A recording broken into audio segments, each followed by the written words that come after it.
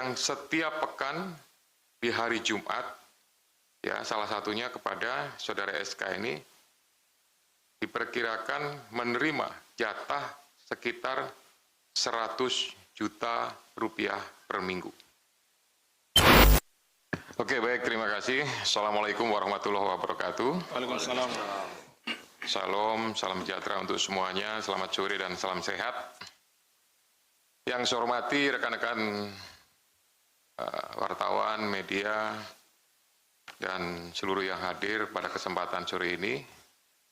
Yang saya hormati juga hadir bersama saya ini agak full team. Ya, artinya ada Pak Asep, ya, kemudian juga ada Pak PLT Direktur Penyidikan, Pak Taufik, gitu, dan pastinya ada Mas Budi selaku juru bicara. Sore ini saya akan menyampaikan pelaksanaan kegiatan penyelidikan tertutup yang sudah kita ketahui bersama dari sejak kemarin, ya, dan saya menyampaikan apresiasi, kemudian juga selain itu ucapan terima kasih, juga permohonan maaf, gitu ya. Kenapa? Karena pasti ada menunggu, ya, bertahan, gitu, kapan di konvers, kapan dapat informasi, kapan di doorstop, kapan dibales WhatsApp-nya, gitu ya. Nah, semuanya berproses, gitu. Tapi ya kami harus melakukan banyak kegiatan di dalam sampai kemudian memastikan dan informasi itu bisa atau layak disampaikan kepada teman-teman wartawan jurnalis semuanya. Detailnya terhadap peristiwa tertangkap tangan dugaan tindak pidana korupsi, ya, terkait pengurusan izin tinggal sementara warga negara asing di Kementerian Hukum dan HAM. Ya, saya sebut Kementerian Hukum dan HAM sebelumnya karena temposnya itu ada dari saat Kementerian Hukum dan HAM yang kemudian saat ini atau sudah beberapa waktu yang lalu, sudah hampir 2 tahun berubah menjadi Kementerian Imigrasi dan Pemasyarakatan, ya, dengan tempos waktu kejadian tahun 2022 sampai dengan tahun 2026. Gitu. Jadi informasi lengkapnya, ya, bahwa KPK telah melakukan kegiatan penyelidikan tertutup, ya, dan dari hasil kegiatan penyelidikan tertutup tersebut, ya, ada beberapa pelaku tindak pidana dan juga telah ditemukan bukti permulaan yang cukup atas peristiwa dugaan perbuatan melawan hukum yang dilakukan oleh para pihak, ya, dalam dugaan tindak pidana korupsi terkait pengurusan izin tinggal sementara warga negara asing di Kementerian Hukum dan HAM atau Kementerian IMIPAS. Saya masuk kepada konstruksi perkaranya. Jadi, kegiatan penyelidikan tertutup ini bermula dari tindak lanjut terkait kasus atau perkara rencana penggunaan tenaga kerja asing (RPTKA) di Kementerian Ketenagakerjaan yang sudah ditangani oleh penyidik KPK pada tahun 2025 dan adanya data atau laporan transaksi keuangan dari Pusat Pelaporan dan Analisis Transaksi Keuangan PPATK. Jadi saya tambahkan bahwa ini sebagai latar belakang, ya, gitu. Informasi yang kami dapatkan ini merupakan sebuah pengembangan. Dulu di awal di 2025 ada kasus RPTKA, kemudian ada juga informasi-informasi yang kami dapatkan berdasarkan dari BPATK. Maknanya bahwa tidak hanya dari pengaduan masyarakat saja, tapi bisa juga bersumber bahkan dari whistleblower system, dari internal, ya, dari kementerian, badan, lembaga, dan lain-lain, itu bisa sebagai dasar atau bahan kami untuk melakukan kegiatan tersebut. Nah, dalam laporan PPATK mengenai transaksi keuangan yang terkait itu ada 35 pegawai Kementerian IMIPAS periode tahun 2019 sampai dengan 2025 ditemukan aliran dana pada 96 rekening bank dengan total nilai mencapai 366,7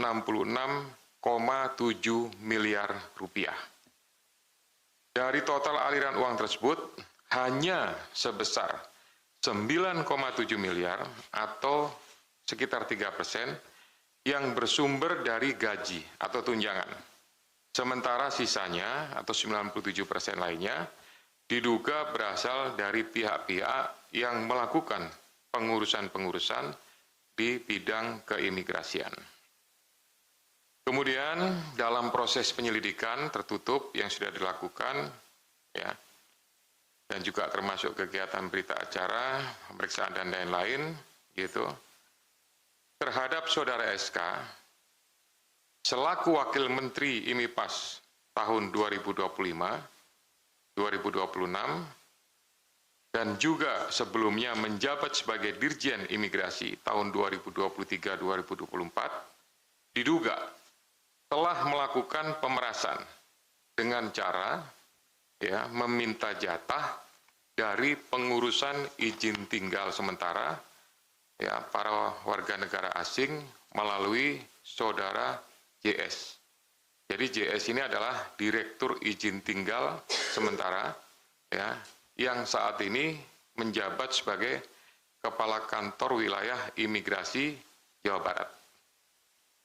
JS kemudian memerintahkan kepada BGS dan TBS, masing-masing keduanya adalah Kasubdit pada Direktorat Izin Tinggal, untuk melakukan penarikan permintaan biaya-biaya ekstra, tambahan atau pungli dari para pengurus, baik itu penjamin, sponsor, untuk para warga negara asing ini, untuk setiap dokumen permohonan izin tinggal sementara yang dilakukan proses-proses permohonan baik itu di Kanim, karena ada beberapa kegiatan, ada perpanjangan, ada alih status, ada update domisili, termasuk juga penambahan untuk dependen. Dependen itu misalkan dia membawa istri, anak, keluarga, dan lain-lainnya. Selanjutnya, untuk melaksanakan perintah tersebut, jadi perintah yang dari atas tadi diturunkan kepada direktur menurunkan lagi pada Kasubdit, dan diturunkan lagi nih, gitu. Ada staf-staf yang khusus untuk melakukan perintah tersebut. BGS dan TBS memberikan akses kepada JSP dan GST selaku staf subdit di direktorat atau di subdit izin tinggal tersebut. Kemudian khusus untuk GST, ini diduga memanfaatkan beberapa rekening nomini sebagai rekening pengepul untuk menampung fee dari setiap pengurusan izin tinggal sementara yang bersumber antara dari penjamin, ijaz juga dari para biro jasa, atau sponsor yang mengurus proses dari warga negara asing tersebut. Kemudian ini juga mengkonfirmasi bahwa ada rekening-rekening yang tadi saya sebutkan di awal, yang 96 rekening itu yang sudah ditelusuri oleh pihak-pihak PPATK, rekening-rekening ini ada yang nomini. Jadi ada yang menggunakan cleaning service, ada yang menggunakan office boy, ada yang menggunakan keluarga, kerabat, Bahkan ada yang menggunakan rekening-rekening yang beli, Jadi memang tidak menggunakan rekening dirinya sendiri, tapi menggunakan beberapa rekening-rekening yang lain.